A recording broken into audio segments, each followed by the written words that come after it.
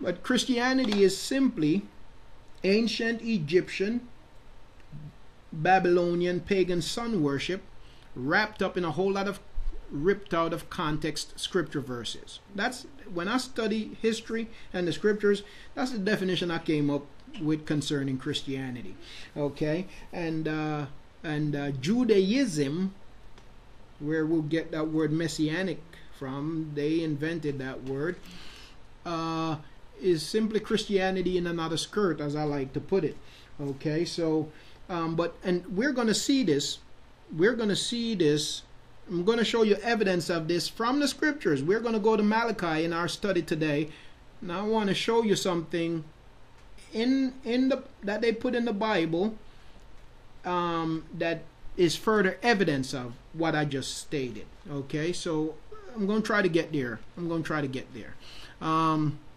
Peter, I believe, compared himself to the Cretans, but again, it was not that he was calling himself one. But these were people that were also being persecuted, and he compared himself to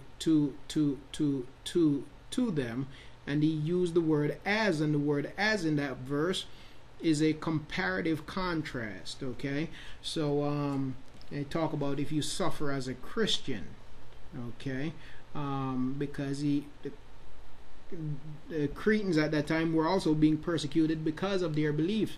Now, some people say, well, if Christians are being persecuted, then that means that they're the people of Yah. Well, is that really so? Because when you go to some countries, the Muslims persecute the Buddhists persecute the Hindu, and the Hindu persecute the Muslims, and so on and so forth. So is persecution a measure of truth? Is persecution the measuring stick as to say, because this person is being persecuted because of their belief that they are doing the right thing or they're serving Yah? The answer to that is no.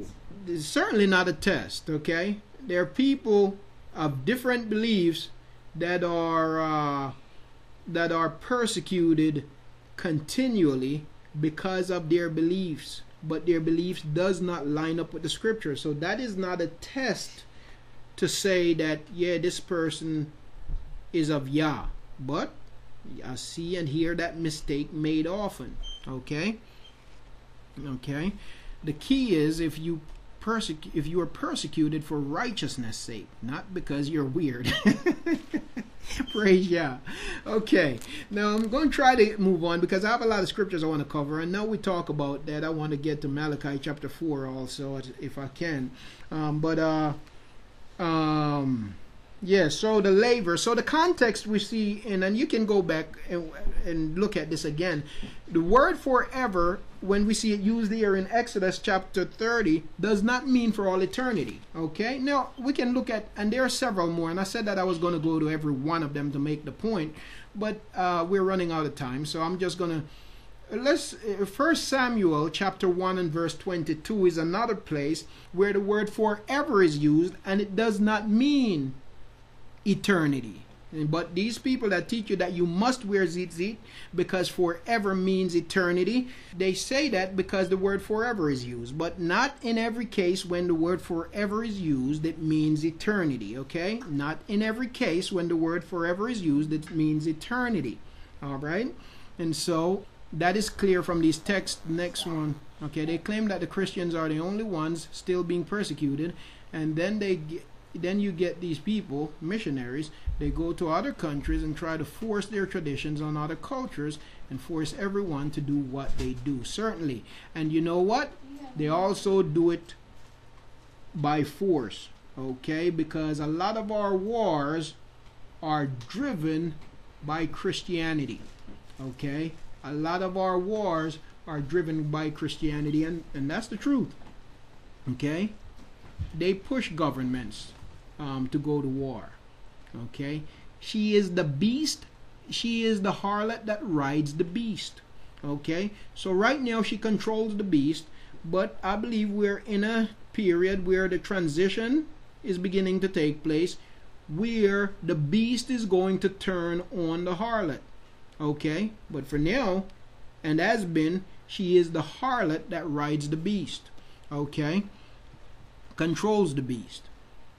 Okay, so 1 Samuel, and maybe I'll go to that one real quick. We're making the point that not every time you see forever that it means eternity. Okay, context determines what forever means. Context determines what forever means. All right, so 1 Samuel 1 and verse 22. 1 Samuel 1 and verse 22, the word forever is used. It says, but Hannah went not up, for she said unto her husband, I will not go up until the child be weaned, when I will bring him, that he may appear before Yahuah, and there abide forever. Okay, does forever in that verse means for all eternity? No, because Samuel would not be living in that temple for all eternity. Okay, the temple was destroyed eventually, and Samuel was not going to live on this earth forever without first dying and being resurrected. Okay, so there again, that word is used, and it does not mean for all eternity. Again, the context there is in dealing with service in the temple. Samuel's service in the temple. And forever there does not mean for all eternity. Okay? So we see that these people that tell you that when you see forever it means forever, as in eternity, it's false. They have not studied the scriptures. 2 Chronicles chapter 7 verse 16. Another one I'll look at quickly. 2 Chronicles chapter 7 and verse 16. Okay, for now have I chosen and sanctified this house, that my name may be there forever, and mine eyes and mine heart shall be there perpetually.